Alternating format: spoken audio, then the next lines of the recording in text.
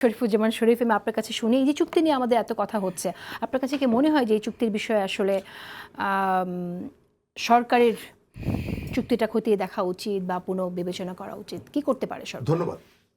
এই আপনার কতগুলো চুক্তি আছে যে চুক্তিগুলোর সাথে আপনার স্বাধীনভাবে সিদ্ধান্ত নেওয়ার ক্ষমতা জড়িত।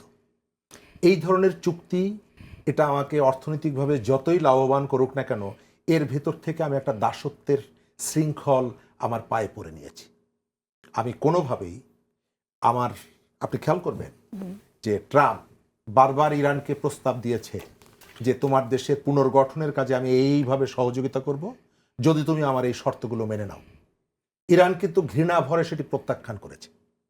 আজকে আমি গম কিনবো রাশিয়ার কাছ থেকে, সেখান থেকে যে চুক্তি হয়েছে $75 প্রতি টনে আমাকে অতিরিক্ত দাম দিয়ে আমেরিকার কাছ থেকে আমার গম কিনতে হবে।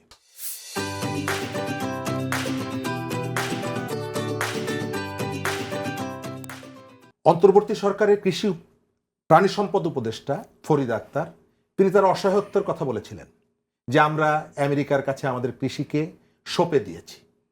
এর বিনিময়ে আমেরিকা যদি আমার এখানে একটা বিরাট সোনার মৎস্য সম্পদ, এর সাথে আমার সার্বভৌমত্ব ইস্যু, আমার আত্মমর্যাদার ইস্যু, আমি কতটুকু আর্থিক সুবিধাটা পেলাম তার বিনিময়ে আমি আমার এই যে অধিকারের যে জায়গাগুলো, যে অধিকারগুলো আমাকে ওই যে স্বাধীন স্বতন্ত্র অবস্থানের মর্যাদাটাকে প্রশ্নবিদ্ধ করে।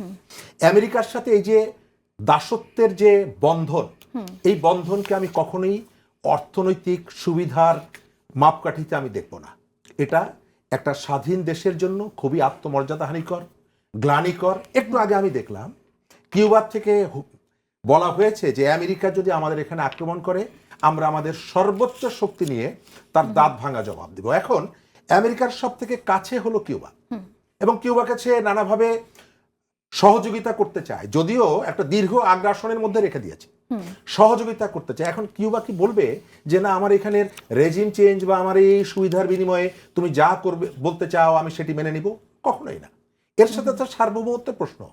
আমাদের খলিলুর রহমানের বিষয়টা বারবার আসে, কিন্তু আমার কাছে খুব মজার ব্যাপার, একটা বাস যখন দুর্ঘটনা ঘটে আমি কি বাসের ড্রাইভারকে তার জন্য অভিযুক্ত করব নাকি কন্ডাক্টর হেল্পারকে অভিযুক্ত করব?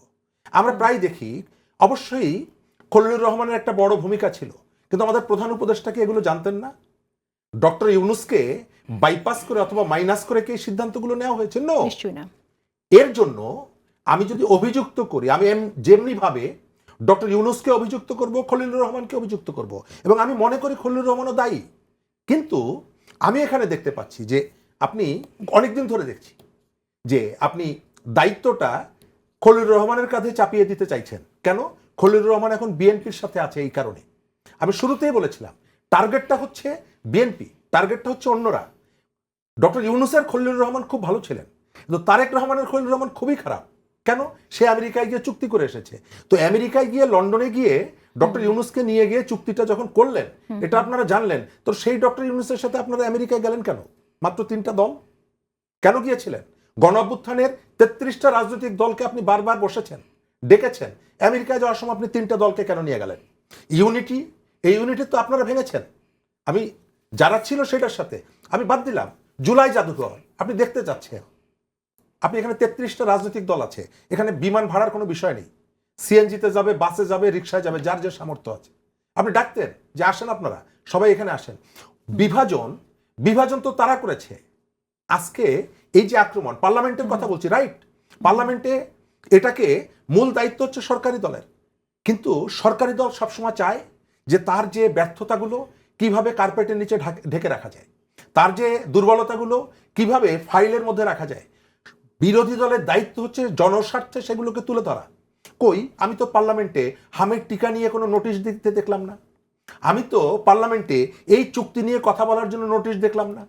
আমি তো পার্লামেন্টে ওই যে ভূমধ্য সাগরে আমার যে তরুণ তার লাশ খুঁজে পাওয়া গেল না, 25 জন তরুণ, এটি নিয়ে তো আমি নোটিশ দিতে দেখলাম না। অর্থাৎ পাবলিক ইন্টারেস্টের যে সমস্ত জায়গাগুলো আছে, আমেরিকাকে চোখে আঙ্গুল দিয়ে তার বিরোধিতা করার যে জায়গাগুলো আছে, আমাদের রাজনীতিতে আমেরিকার নাক গলানোর যে বিষয়গুলো আছে, সেই বিষয়গুলো নিয়ে আমার ইউনিটিতে কোনো সমস্যা নাই।